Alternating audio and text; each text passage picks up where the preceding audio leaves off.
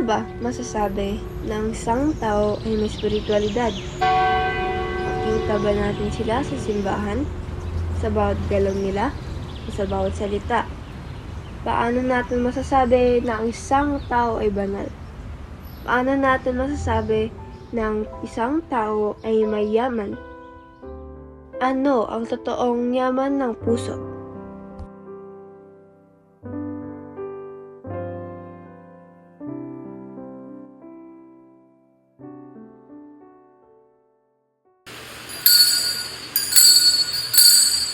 Magsitayo po tayong lahat.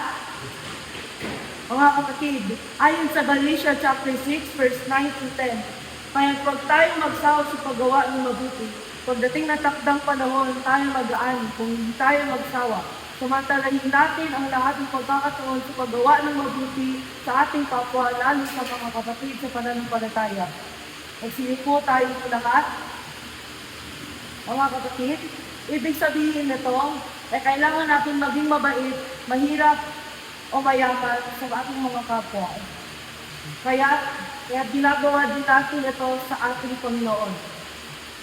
Magsitayo po tayong lahat. Tapos na po ang banal na risa. At humayo kayo at ipahayag ang mabuting balita ng Panginoon. Sa ngalan ng Ama, Anak, Espiritu Santo. Amen. Salamat sa Diyos.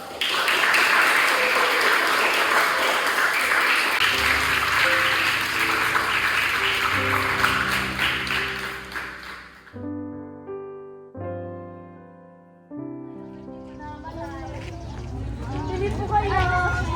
Maraming salamat po. Wala pang ako. Ma'am, sir, pili na po kayo. Pangkain lang po namin. Sige na po. Ilang araw na po ko hindi kumakain. Sige na po, bumili na po kayo. Nice. Kaya mga anak, kung ayaw nyo matulad sa kanila, mag-aaral kayo ng mabuti, ha? Opo, mami, mag-aaral kami ng mabuti. Then, I will buy iPad and go to snow.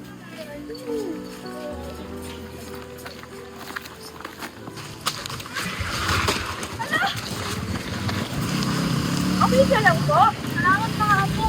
Salamat sa pagtulong. Gawa kami ng Panginoon. Bless you po. Nice. Bakit ganun po kaya ang tingin nila sa atin? Anak, huwag ka makinig sa kanila, ha? Magiging maayos din ang buhay natin basta't magtiwala ka lang sa Diyos, ha? Dapat sa luwin nga muntik yung makakal. Ako, salamat po. Salamat po. Ayan, dito na kami. Mamaya na lang. Bye-bye. Ano na yun? Get out. Mare!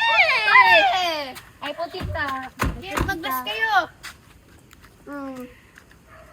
Uy, Dad, si Lisa. Ano kasi? So, how are you na? Oh, I'm okay. I just got from my travel to Paris. We just come home from the church.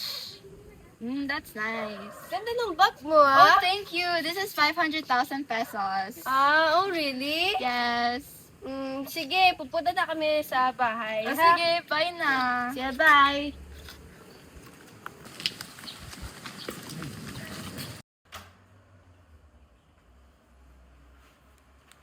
Nasa akin na cellphone Ano mo. ba? Kinasal ko kay Stone mo kami kung saan ako dyan. Ano Ayan! ba? Uy, Dads, nakita mo ba yung bagong bag doon ni Lisa? Pili naman bili, pero yung ugali ayaw ayusin. Pati yung mga ano... Naku, Kikilang ka naman sa kanila. Let them on. Ayaw nga yung babayad sa kanila eh. you! Ikaw ang hindi nagbayad because you used that money to buy a new car. Wow! Eh di ba gusto mo rin yun? Bagong car, pati bagong bag at mga bagong damit para magmukhang tayo mas mayaman sa kanila? Mom, Dad, are you fighting? My gosh, really? We just went to church and you guys are fighting and judging other people? Go to your room now. I deserve that money and all of those luxury bags because I am Clara. Hindi ko sila ka-level and will never be. Anong sakit? Di ba magaling ka na? Hindi ka naman nahihilo, di ba? Bahala ka dyan. Ayos na muna ako. Adrian! Adrian! Come back here now! Ay, nako.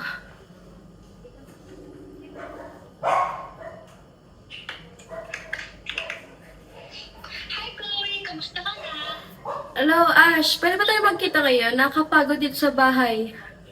Bakit? Anong nangyari sa'yo? My mom and dad are fighting again. Pwede ba tayo magkita ngayon?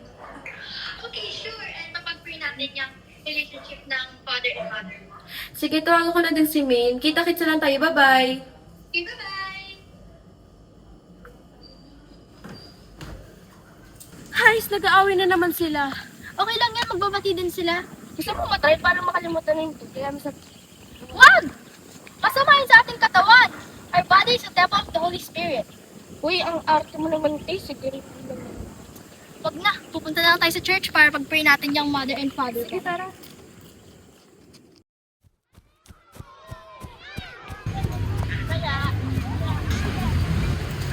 Sige, anak. Wala ka naman dito. Bibili na ako. Sige, Daddy.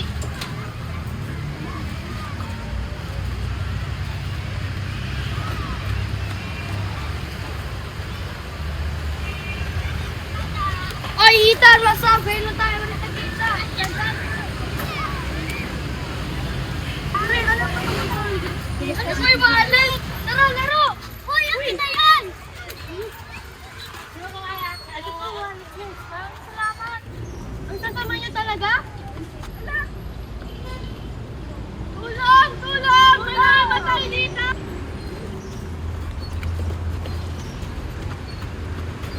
Dad! Dad! Dito!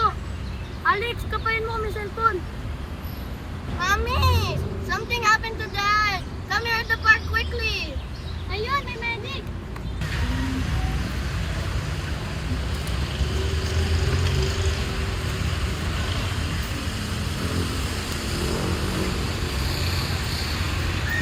Sir, okay ka lang po?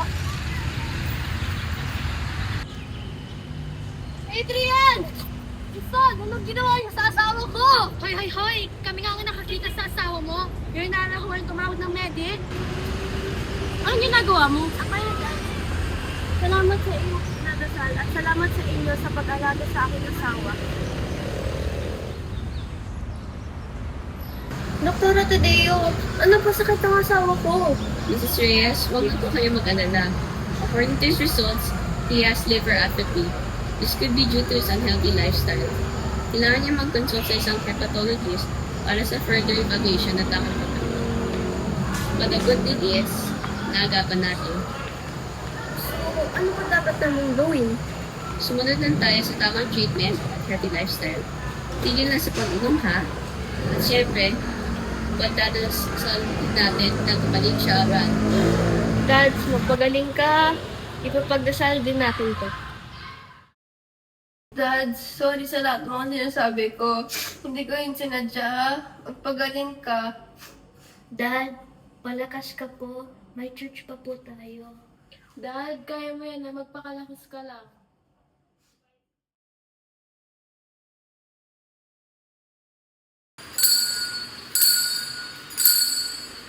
Magsitayo po tayo lahat. Matthew chapter 6, verse 21.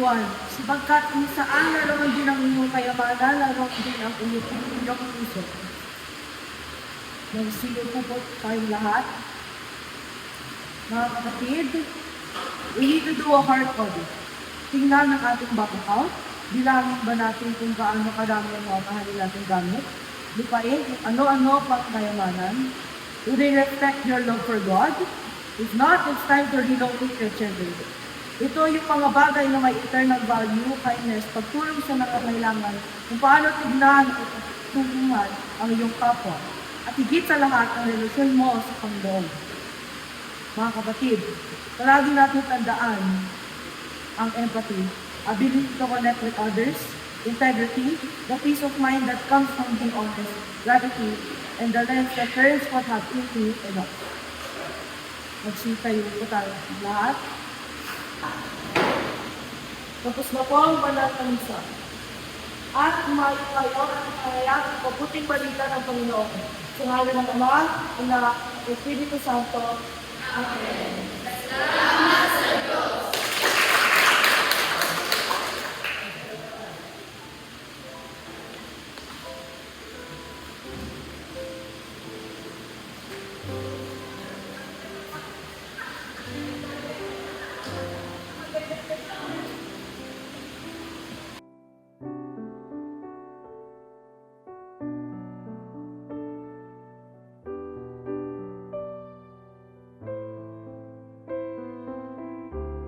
Lord, salamat. Sa kabila ng kahirapan, nanatili kaming mabuting tao. Binigyan mo kami ng pag-unawa, maawing puso na handa pa rin tumulong sa iba. At kung dumating man ang ginhawa ng buhay na ibibigay mo, pinapangako ko mananatili akong iyong tagasunod sa anumang misyon na gusto mo. Lord, salamat dahil tinuro mo sa akin ang tunay na yaman. Ang pagmamahal sa kapwa ng may respeto, anuman ang estado nito sa buhay. Pagtulong ng walang anumang kapalit o intensyon. Dahil ang tunay na yaman ay nasa puso na kung saan ay naroon ka.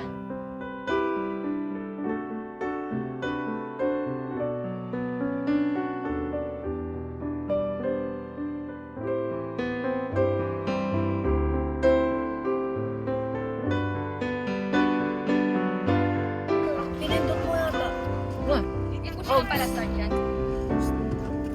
Tapak mo yung isa. Yung kabila. Magdadrive ka ba? Yan, yan. Huwag